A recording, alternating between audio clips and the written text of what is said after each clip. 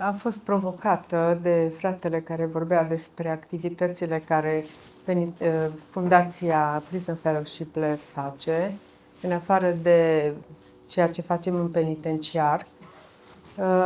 Acolo se ocupă și de oamenii străzi. Este o clădire unde au dreptul să stea doar noaptea și în rest să-și găsească și ceva de lucru.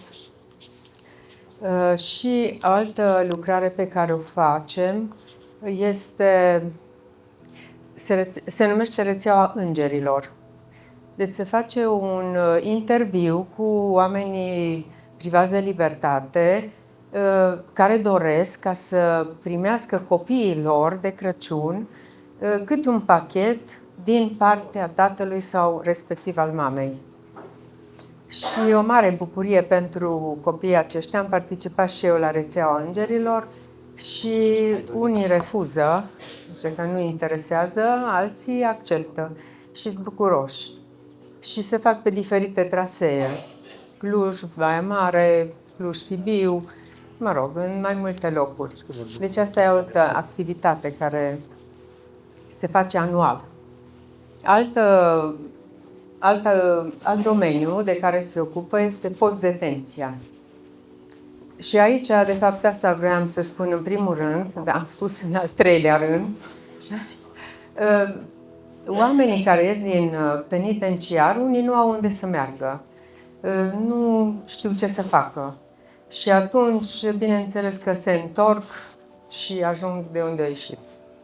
Și sunt niște condiții, deci dacă cunoașteți oameni care se eliberează și nu au un plan bine stabilit, Prison Fellowship acordă cazare, însă condiția este, prima dată se face o analiză din partea personalului din penitenciar, se dă un referat, o apreciere, și li se acordă cazare pentru 2 ani, cu condiția să lucreze. Jumătate din salariu li se pune într-un cod special la care ei n-au acces decât atunci când pleacă de acolo, ca să aibă cu ce să-și plătească o chirie, mă rog, să poată să-și înceapă o viață. Nu prea ai aglomerație cu oameni din ăștia acolo și sunt locuri, aia vreau să spun. Deci dacă cunoașteți, puteți lua legătura cu Prison Fellowship din Cluj și găsiți oriunde site sau ceva pe Facebook unde puteți lua legătura.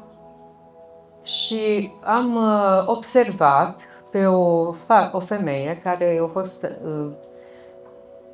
acuzată de crimă, că și-a omorât fetița.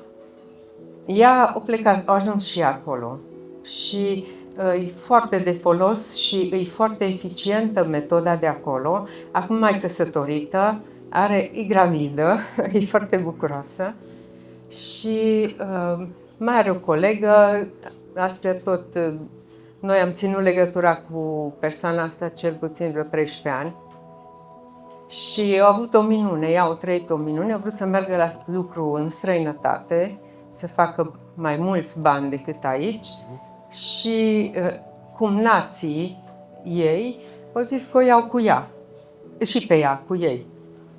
Și pe când să plece, au abandonat-o și era foarte supărată. Și după câteva săptămâni au descoperit că e gravidă. Dacă ar fi mers, condițiile de viață erau acolo foarte grele și a fost foarte bucuros că Dumnezeu a intervenit și a avut alt plan cu ea.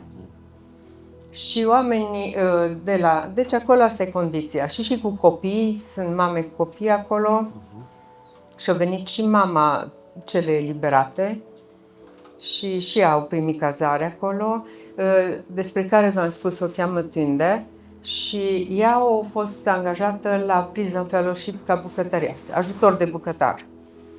Problema e că, asta probabil ne vorbește nouă, niște voluntari au chemat-o la biserică la ei și dacă ea nu a vrut să se boteze la biserică, aia au abandonat-o.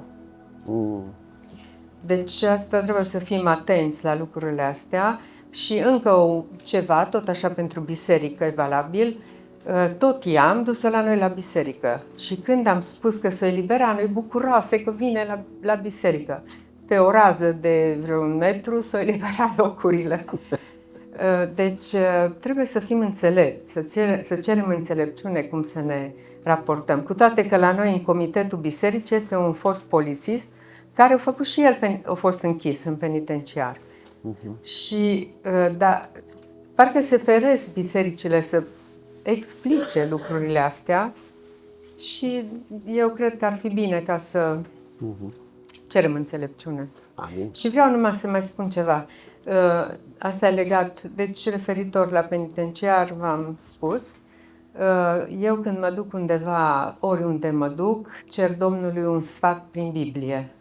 Deschid Biblia și acum fiind datele 7, 8, 9, aici am zis pentru conferință. Și să deschis la faptul că sămânța poate să cadă în două tipuri de pământ. Unul între spini și unul într-un pământ bun. Și exact așa e în penitenciar. Întâlnim pământul cu spini sau pământ bun.